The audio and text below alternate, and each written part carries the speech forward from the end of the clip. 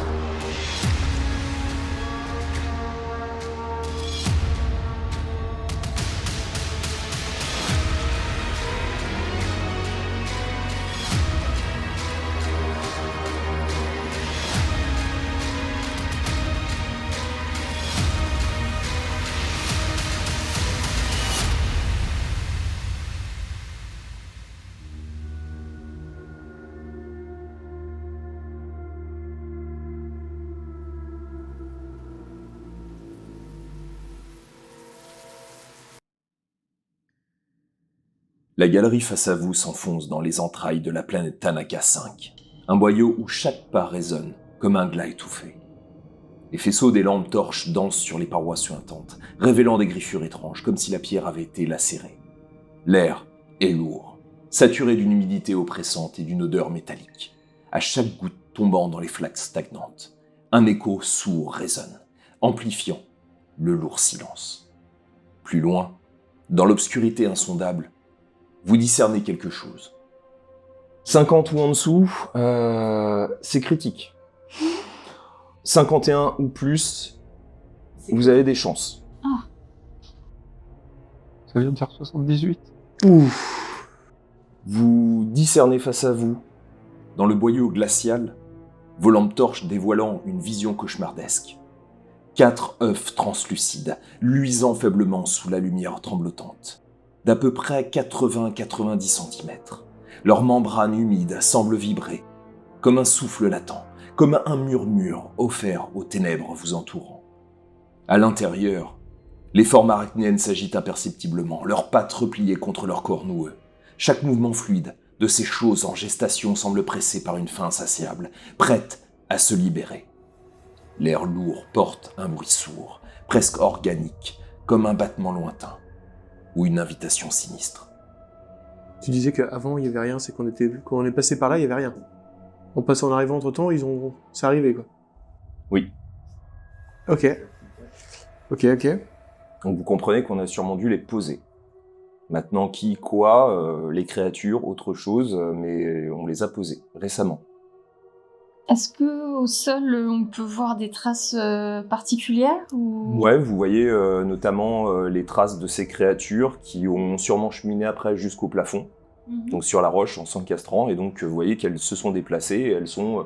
ça passe derrière vous, et vous voyez que c'est elles qui, après, se sont encastrées dans le mur. On voit le chemin, en fait, qui les lie. Qui vous ont quasiment suivi. Ouais. De toute façon, je suis pas sûr que ce soit ça qui nous soit le plus... C'est pas ça l'urgence. Du coup, je fais signe du... Faut qu'on fasse demi-tour, on n'a pas le choix. En gros, là, devant nous, on a ça. Derrière nous, on a les créatures au plafond. Ouais, avec la fameuse cavité assez étroite. Qui est de leur côté à eux. Et en face de nous, c'était l'ascenseur. Enfin, par là où on venait. Croisement, Ouais, c'est vous aviez après, vous pouviez repartir vers les escaliers et puis l'ascenseur. Et là, les œufs bloquent complètement le passage ou c'est sur un côté et on peut essayer de passer? Vous pouvez potentiellement essayer de passer en tentant de les contourner. Donc toi, où tu fais signe demi-tour, moi je lui fais. Moi je dis non, avec mes signes, je préfère aller en face. Ouais. Oui. En vrai, oui. Mm. Qui avait été dans le Pygmalion déjà? Aucun de nous quatre, on a été dans le Pygmalion. Vous aviez juste vu des images. Moi, je le sens pas, du coup.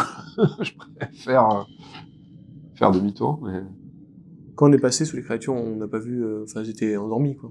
Ouais, elles avaient même pas l'air de respirer. Elles étaient comme figées.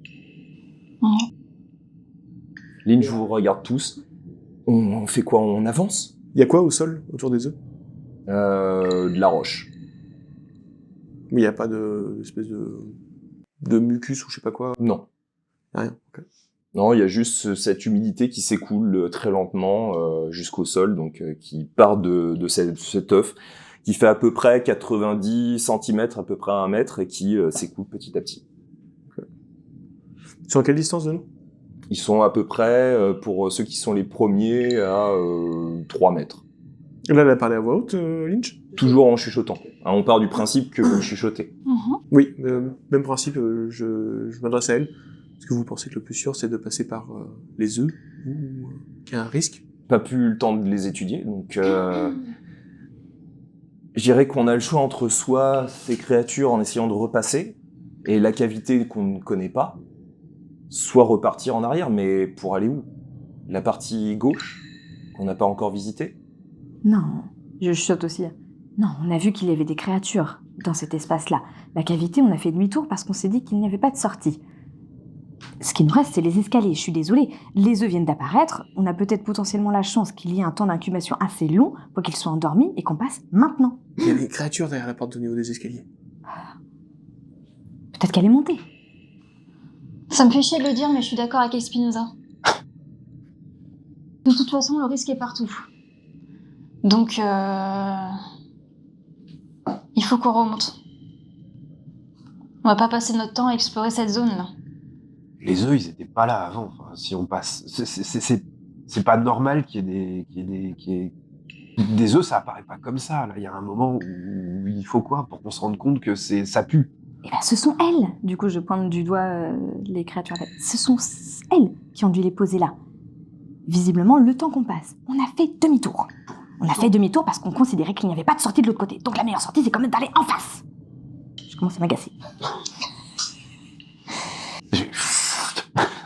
Est-ce qu'on a, sur les vidéos du Pygmalion, on n'a pas du tout vu en combien de temps ils ont éclos, etc. On n'a pas de trace de ça? Non. Vous savez quoi, si vous avez tellement confiance dans votre plan, allez-y, partez devant. Si j'observe les œufs, est-ce que je vois des mouvements à l'intérieur? Est-ce que c'est assez translucide pour... Oui. Tu vois bien ces choses en train de légèrement gigoter, très légèrement. Ah, ils ont l'air bien éveillés, quoi. On a connaissance dans des espèces animales d'œufs qui peuvent sentir les mouvements autour, les vibrations? Non. Il n'y a aucun d'entre nous qui connaît la mine. Du tout, on n'a jamais été, Bah oui, mais les niveaux supérieurs. Non. Oui, on connaît pas ce niveau-là. Est-ce que tu sais où ça mène l'autre embranchement? Où ça peut éventuellement mener? Un autre boyau, de l'autre côté, avec une autre zone d'excavation. Ouais, donc potentiellement pas d'accès de sortie non plus. On est d'accord que la cavité naturelle, là, on pouvait passer que un par un, de toute façon. C'était Oui, en vraiment rampant. petit. Oui. On n'est même pas sûr qu'il y ait une sortie via cette cavité. On va rentrer dans ce trou, et qu'est-ce qu'on va y faire? Pas sûr qu'il n'y ait pas de sortie. Ça communique peut-être avec un étage supérieur. Ça communique peut-être avec un autre boyau, moi, j'en sais rien. Vous êtes peut-être capable d'escalader, mais on n'est pas tous dans ce cas-là. C'était haut, d'après ce qu'on voyait depuis... Bah non, on voyait pas vraiment. Vous voyez pas, il fallait continuer à rentrer. C'était long le passage Ça avait l'air long, ouais. Ça a l'air long. Ça se on est trouve, en on allongé. arrive au niveau du sol, on n'en sait rien. Ouais, effectivement, ouais, en sachant ça, que c'est vraiment réduit, etc., je vois pas l'intérêt de passer là-bas. Donc je me range de la nuit d'Espinosa. On va repasser de l'autre côté. Enfin, des gens sensés. Passer devant, alors. Parce que là, moi, personnellement... Qui est le ou la première à passer? Si je dis Lynch, c'est pas très, c'est pas très cool. Oh bah si elle veut les voir de plus près. Un peu, de toute façon, vous allez tous y passer. Ouais, bah oui, non, de toute façon, peu importe. Bah ouais. Donc elle passe, bien passer la première. Donc qui ferme la marche? ça va être moi, parce que j'ai pas envie d'y aller. Ouais, donc bah vas-y, je fais un geste à Espinosa pour qu'elle passe. Eh bien, faites-moi tous un test de mobilité avec agilité. Moi, j'ai pas précisé, mais j'ai un couteau sur moi et quand je passe, en fait, voilà, je le prends par sécurité si jamais quelque chose devait popper sur ma tronche. Je prends mon scalpel. Tu m'as dit un test de mobilité, c'est Ouais, ça? on va commencer par Cruz, on va finir par Blazkowicz. Alors, sachant que vous avez vos dés de stress à rajouter. Ah oui, je les ai oubliés, ceux-là. On les a toujours, en fait. Bah, tant que tu t'es pas déstressé. Attends, ça c'est... Elle se reprend un stress. Je me reprends un dé de stress. Lance-moi un dé de 6. Ah, juste là? Ouais, alors attends, je vais te passer... Ah oui, j'en ai. tiens. Un normal. Ah oui, voilà. Ok. Ok, donc 6. 6. Quoi ça pue? Je sais pas. Tu te tapes dans l'œuf. C'est l'avant-dernière. Ouais, donc j'ai 5 et j'ai 2 dés de stress. J'ai 2 réussites.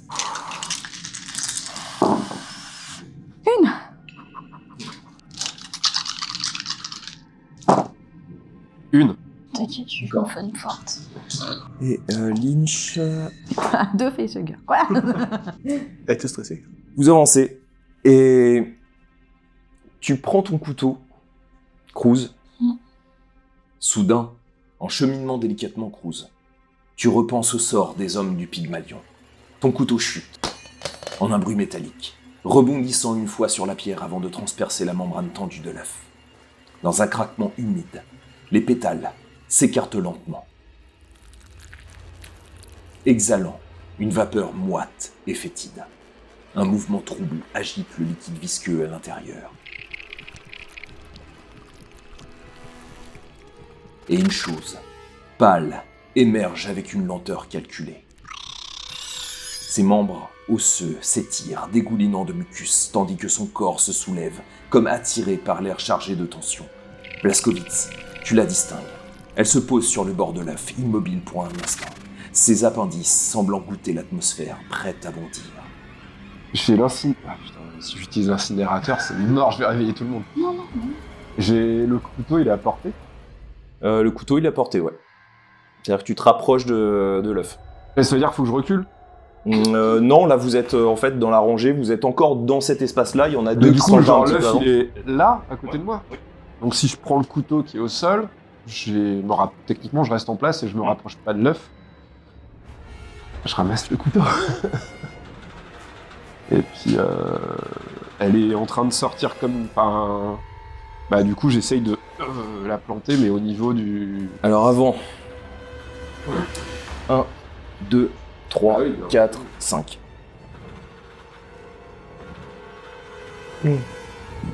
Donc, tu entends le bruit, vous l'entendez tous, vous entendez un bruit un peu chitineux. Mhm.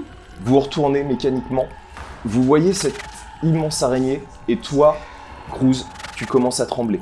Tu t'es figé et tu regardes la créature avancer, t'as l'impression de la voir et tu comprends que c'est toi qui as la poursuivre. Comment ça se fait que je suis tétanisée comme ça? Parce que t'as stressé. Pour l'initiative. Alors elle sera en numéro 7. Elle sera aussi, parce qu'elle a 2 actions.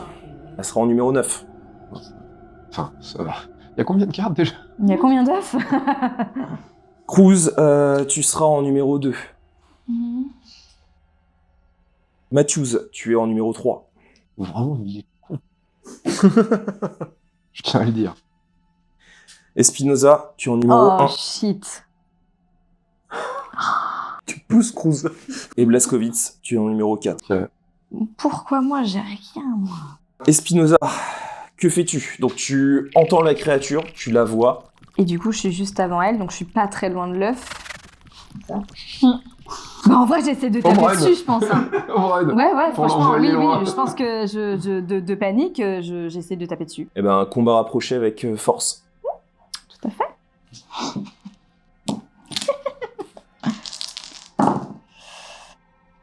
J'ai un PC guerre. Ok, eh bien, lance-moi un D6. Tu veux bien, s'il vous plaît? Tiens. Merci. Je suis contente. 4. Tu vois la créature, tu t'es prête à armer, t'as cette impression qu'elle se retourne légèrement vers toi, et tu hurles. Tu hurles très très fort. Ce qui fait que vous sentez que c'est tendu pour vous. Vous prenez tous automatiquement, sauf Espinoza, tous un dé de stress supplémentaire. Attends. Je l'ignore. Une fois par séance de jeu, je peux ignorer tous les stress d'un jet de dé. Ah, mais c'est tous les stress d'un jet de dé. Donc non, j'ai le dé de stress, mais c'est si j'en fais un. Ce qui fait que 25% de chance que tous les œufs s'ouvrent.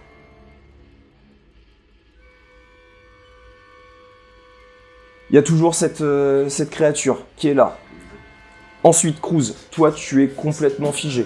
Et pour l'instant, comme personne ne te réveille de cette torpeur, tu vois la créature, tu es en train de trembler.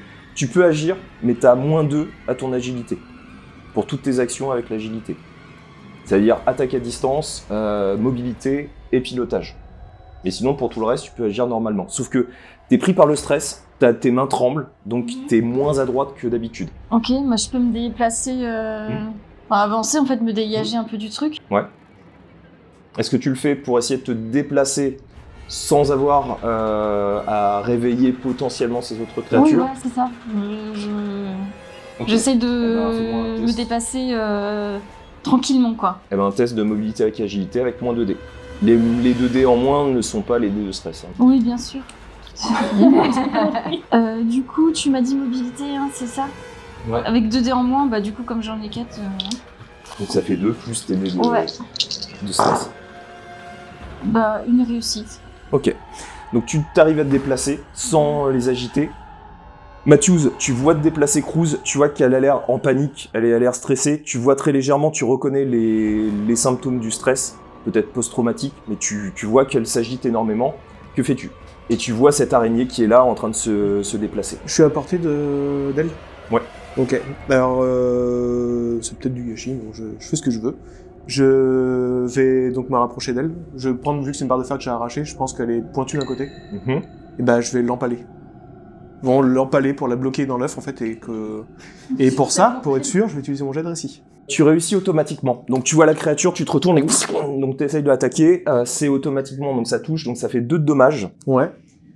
2 de dommages, elle a donc une protection. Je vais voir si ça passe ou pas. Ça réussit. Donc en fait, automatiquement, donc tu la tues. En revanche, Ouais. acide. Même avec la barre de fer dans le temps de loin? Bah, ça. Elle s'est aspergée. Ça fait 1 point d'acide. Donc ça se projette au niveau de ton épaule. Tu sens donc l'acide qui te brûle au niveau donc de ton épaule gauche. Ça te fait 1 point de dommage. Et ça s'arrête là. Oui, ça continue pas sur le... Ok. Donc vous voyez une blessure donc au niveau de l'épaule. Tu sens la douleur, tu la restreins. Toi, tu t'es déplacé, t'es un peu agité, tu respires très fortement. Et tu vois que Matthews a réussi à pulvériser donc cette créature. Cette chose. Donc, que faites-vous maintenant? Bah déjà, ouais, mon personnage, il...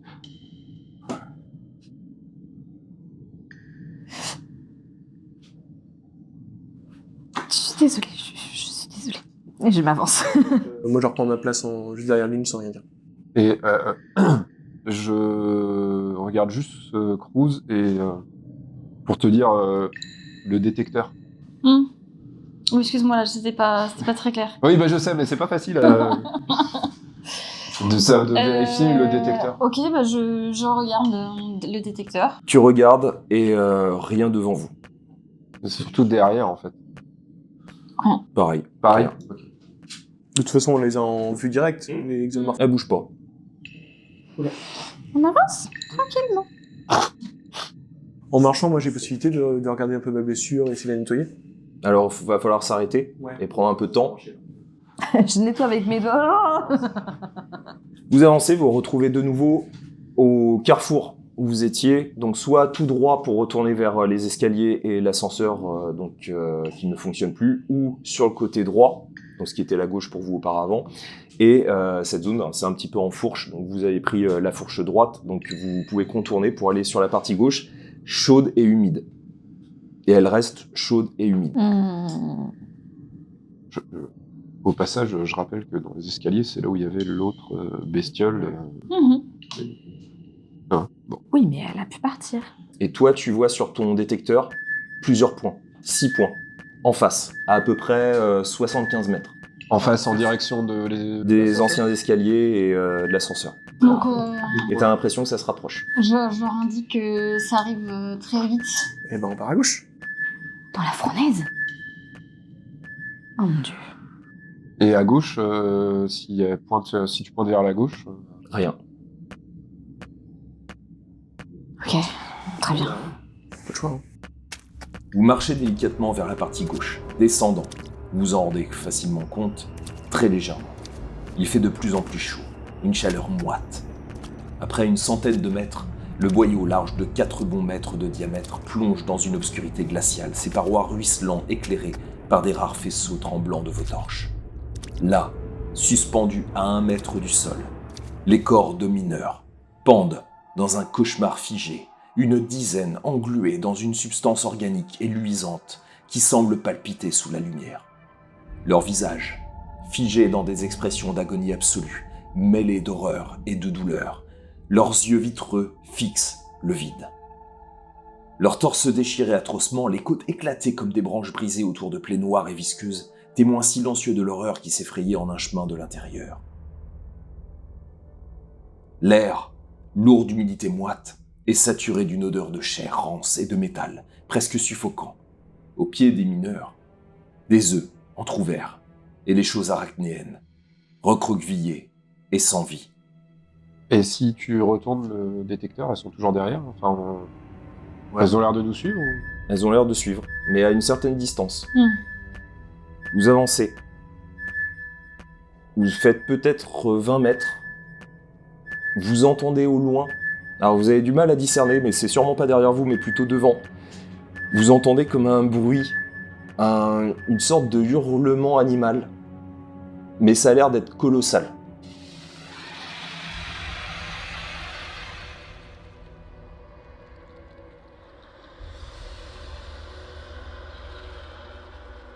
Vous l'entendez malgré le fait que vous sentez que c'est vraiment à une très longue distance.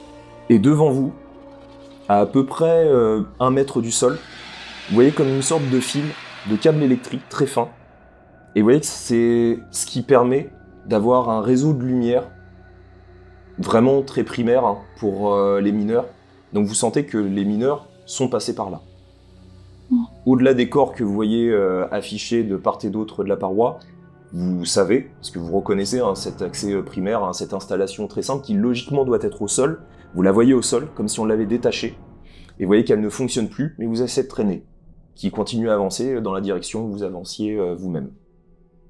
Et là, il n'y a qu'un seul chemin où il y a une ouverture à un moment donné. Non. Il n'y en a qu'un seul.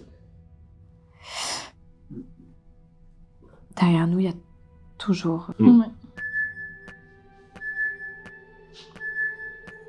Pas trop le choix là. On n'a pas trop le choix. On continue d'avancer doucement.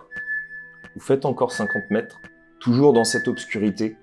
Vous avez vraiment l'impression de vous enfoncer dans le centre de cette planète. Et au-delà de 50 mètres, Vous voyez un trou obscur, sombre, extrêmement sombre. Vous essayez de l'éclairer, vous voyez vraiment toujours la profondeur.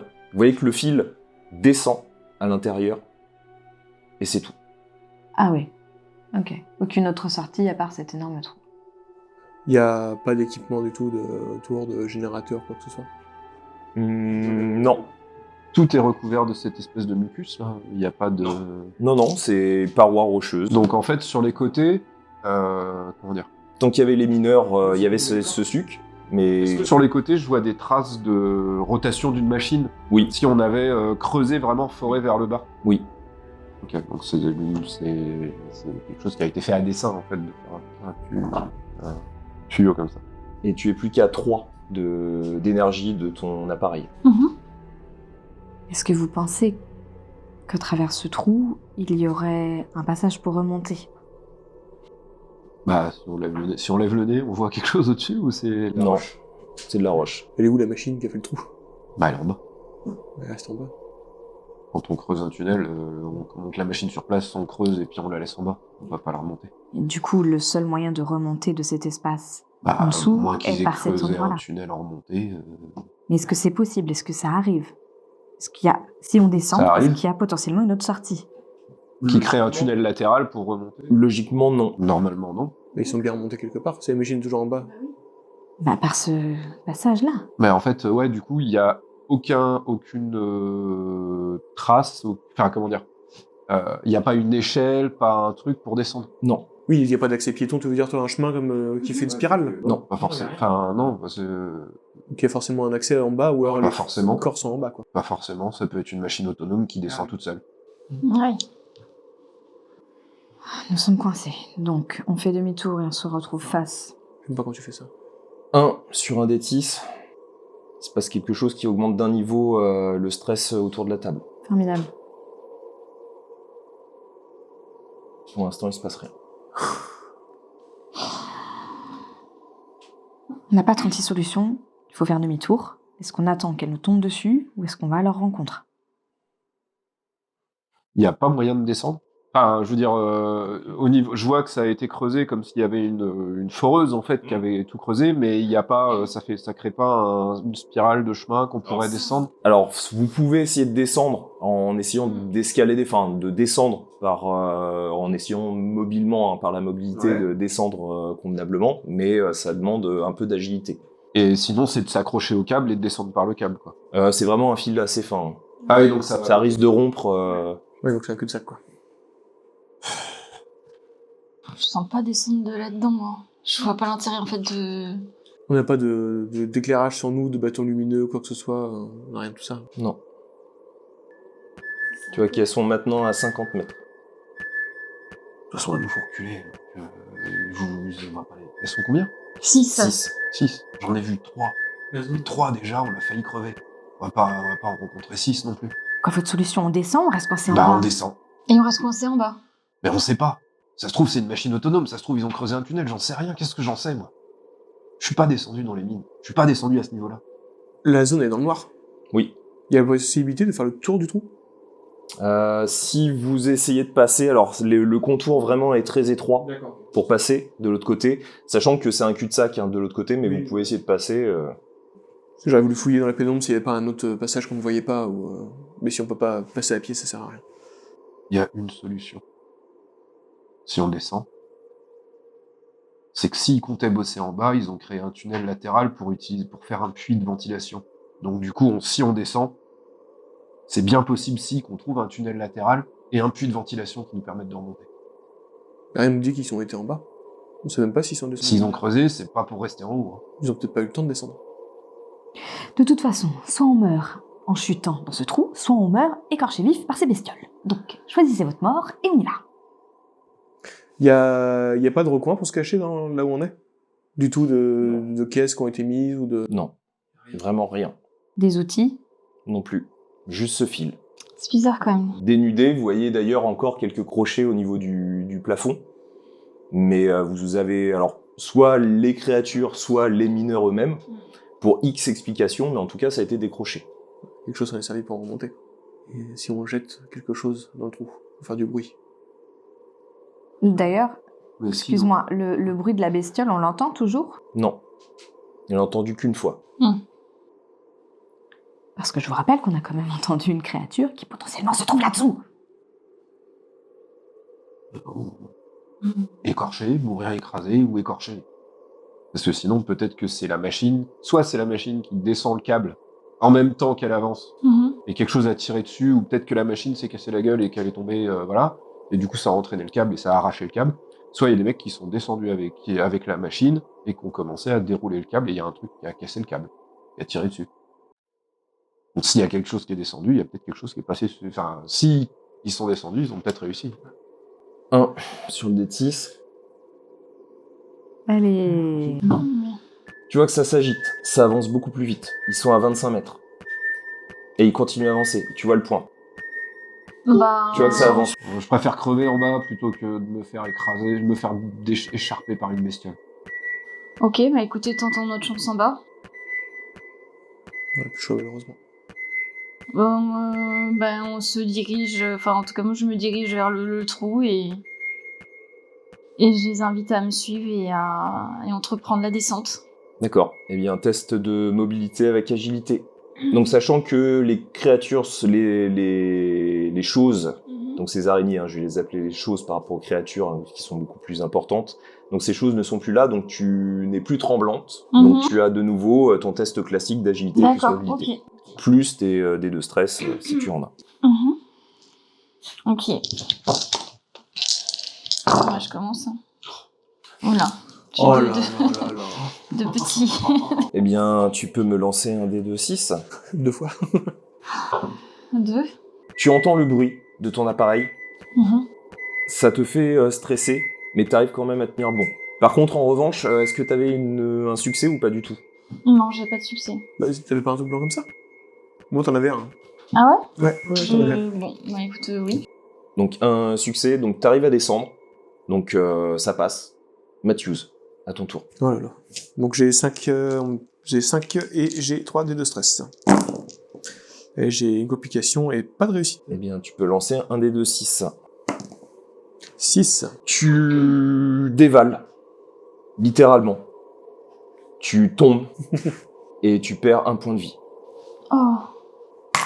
C'est très haut du coup. Ce qui fait Il est tombé très haut ou pas 2 dés de 6, Ça a fait quoi? J'ai pas vu le résultat.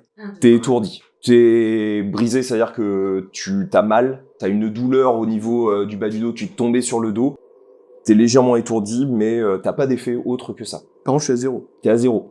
C'est-à-dire qu'il y a un certain temps où tu vas récupérer naturellement donc 1 point de vie, mais pour l'instant t'es brisé. C'est-à-dire que là tu te déplaces, va falloir t'aider à te déplacer, tu peux pas te déplacer toi-même.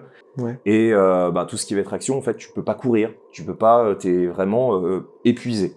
Et la douleur est intense. Espinoza, Je sais pas si j'ai envie de le faire. t'as un point de récit. Je vais peut-être rester en haut.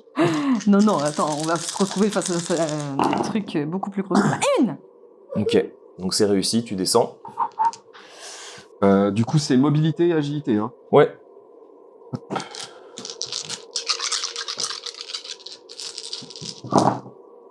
Eh bien, j'ai une réussite et je suis blasé, donc du coup, j'ignore le facehugger. Ok, ça marche. Donc tu descends, tu y arrives aussi. Et donc quand vous descendez, donc t'as été Cruz la première à descendre. Lynch réussit aussi, donc elle descend. Tu entends quelqu'un chuter et tu vois d'un coup le corps de Matthews. Et tu entends un râle et tu vois Matthews au sol. Vous continuez à descendre, donc Espinoza, Blazkowicz et Lynch. Vous descendez tous au même moment et vous voyez Matthews donc au sol. Avec, vous avez entendu un cri, une douleur. Il a essayé de tenir, mais la douleur est intense. Et vous le voyez pas très bien. Et tu sens, t'as presque envie de vomir, tu sens la douleur, tu te relèves légèrement, mais tu sens que tes jambes, t'arrives plus à tenir. T'es complètement épuisé par la douleur. Pour descendre, du coup, j'imagine qu'on a dû laisser les barres de fer là-haut. Oui. Non, moi j'avais la main, c'est pour ça que j'ai raté. Lynch, est-ce que vous pouvez l'aider, là? Je ne sais pas. Oui, mais est-ce qu'on en a le temps? Et tu vois qu'elle te regarde donc avec ton appareil, et tu vois qu'ils sont à peu près à 10 mètres donc au-dessus de vous, et ils continuent à avancer. Bon. Du coup, j'attrape le doc par le bras, et puis allez doc, on y va. Faut avancer. On essaiera de le soigner après, Oui, très bien. J'aide aussi à porter pour qu'on aille plus vite parce que là. Vous avancez et vous arrivez soudain sur un promontoire rocheux. Face à vous, une immensité insondable. La lumière de vos torches vacille, avalée par les ténèbres béantes de la grotte naturelle dont les parois disparaissent dans un gouffre si profond qu'aucun écho ne vous parvient. Le vide semble vivant, un abîme qui murmure d'inquiétants frémissements, indistinct mais omniprésent. De fines volutes de brume glissent dans l'air stagnant, révélant par l'intermittence des silhouettes rocheuses qui ressemblent trop à des formes organiques. L'espace paraît respirer comme un gigantesque poumon souterrain et chaque souffle semble inviter à plonger dans le néant.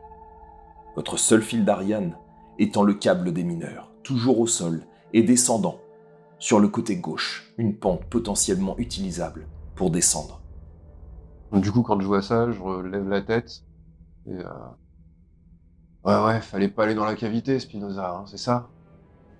Mais vous croyez malin, mais vous croyez qu'on va aller où, là, comme ça? Vous pensez franchement qu'il y a une Non, sortie mais ici? je dis juste qu'on aurait peut-être pas eu quelqu'un qui se serait cassé la gueule si on était passé par le boyau. Ah oui, évidemment, parce qu'on savait absolument ce qu'il y avait dans l'autre Bon, cavité. vous êtes Qu'est-ce que vous lourds êtes là, tous malin? les deux là. On peut arrêter?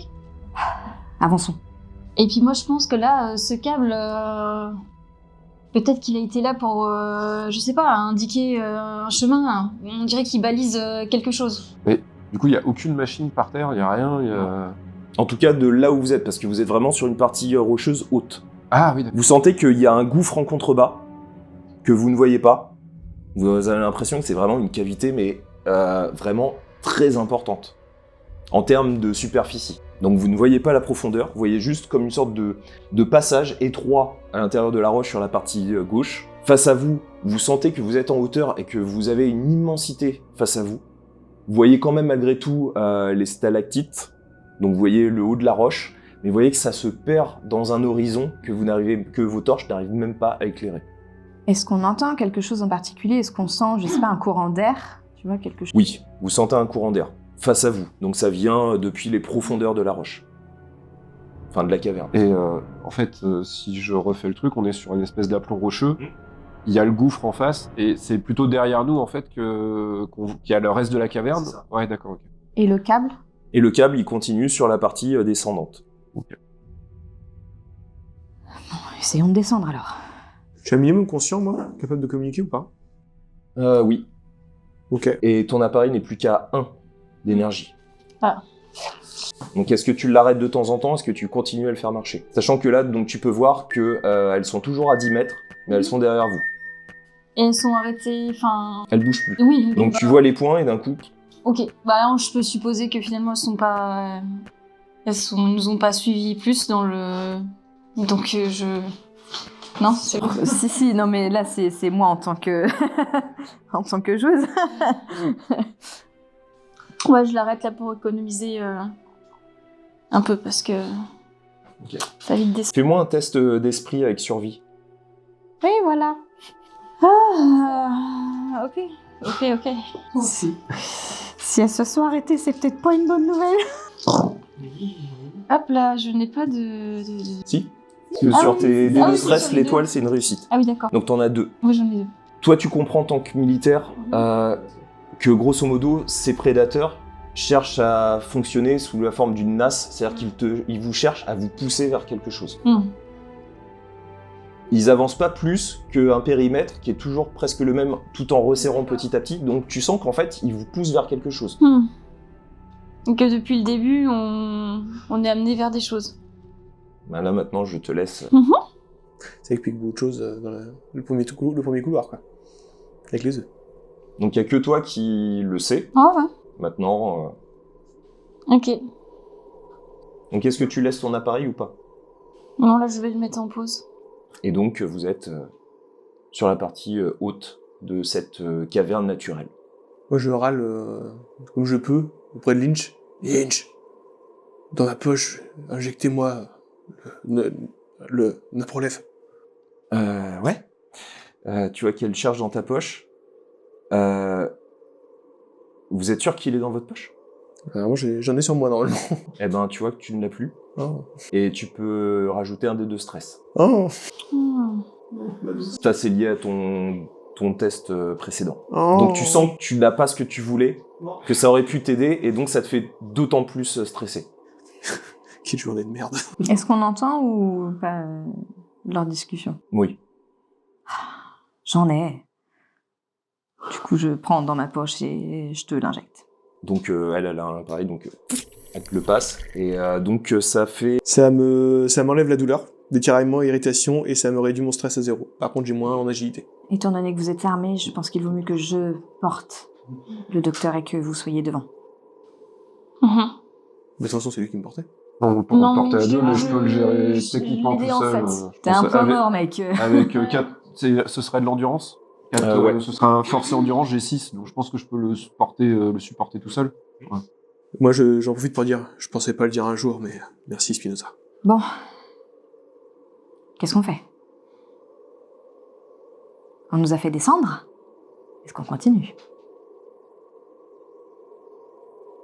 De toute façon, on ne va pas remonter. Non, suivons le chemin qu'elle nous indique. J'ai pas chuté pour rien, on continue. Qu'elle nous indique? Depuis le début, on est comme dirigé, en fait, Comment ça? par les créatures. Parce qu'on voit. On a vu des choses se déplacer. Elles auraient fait en sorte de nous pousser ici? Ça y ressemble.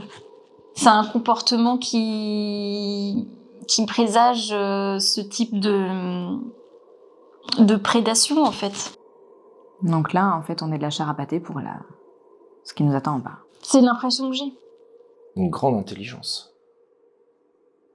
Peut-être même plus importante ou tout autant que l'être humain. En tout cas, ce qui m'a fait penser à ça, c'est le fait de les voir s'arrêter. Elles étaient capables de descendre. Si elles voulaient vraiment nous buter, elles se sont arrêtées. Un peu comme si qu'elles passaient la main à autre chose. Et le cri qu'on a entendu, ça laisse présager encore une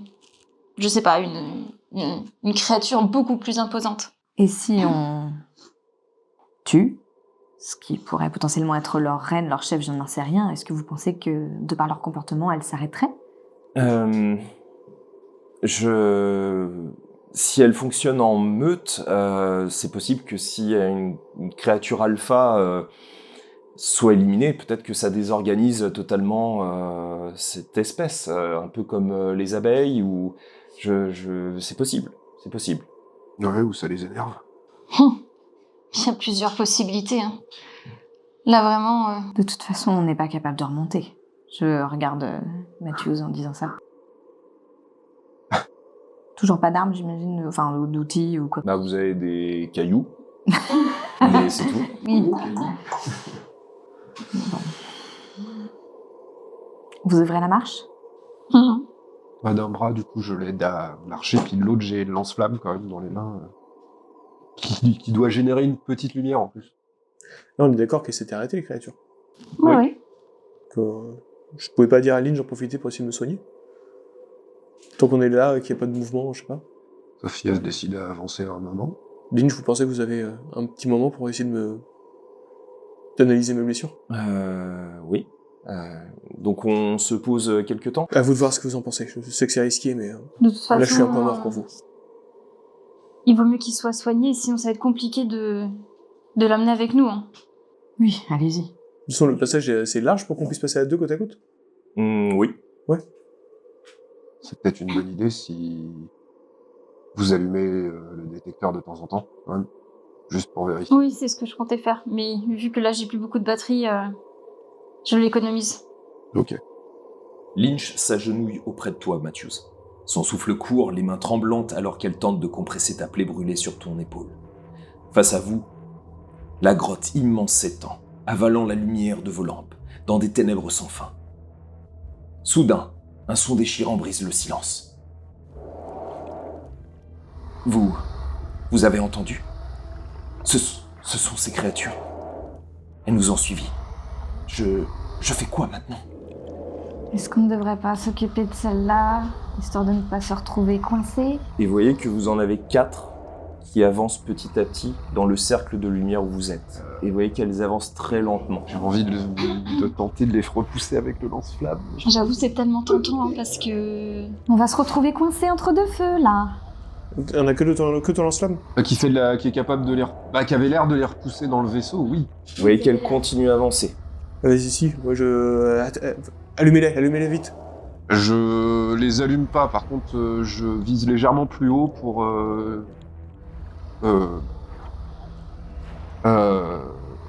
que ça passe un peu au-dessus d'elles, tu vois, qu'elles sentent la chaleur, mais pas que ça les... Parce que si ça les brûle, j'ai peur qu'elles attaquent directement, en fait. Donc tu projettes au-dessus. Tu vois qu'elles continuent à avancer légèrement. Elles avancent lentement. Elles sont plus qu'à peu près 5 mètres de Moi, vous. je prends un caillou et je jette sur sur la plus proche.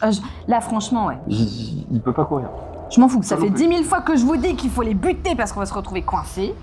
Initiative au prochain épisode. On va crever.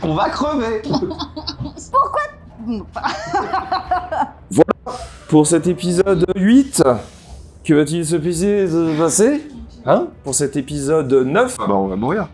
eh bien écoutez, vous le saurez dans 2 semaines. Après avoir mis un pouce, vous êtes abonné, si ce n'est pas déjà fait, puis un commentaire, parce qu'on aime les commentaires, on y répond à chaque fois. Dites-nous si Spinoza peut, avec sa petit caillou, tuer une des créatures. En attendant, je suis la seule à avoir essayé. Lui, il est le seul à avoir réussi. Mais Ben, on verra si l'épisode 9 se passe aussi bien. Venez sur le Discord pour nous dire si le lance-flamme est plus fort que le caillou ou pas. Des gros bisous, n'hésitez pas à aller sur ce magnifique Discord, et puis on se retrouve dans 2 semaines. On vous fait plein de gros bisous. À dans 2 semaines. Dans 2 semaines. Salut. Salut.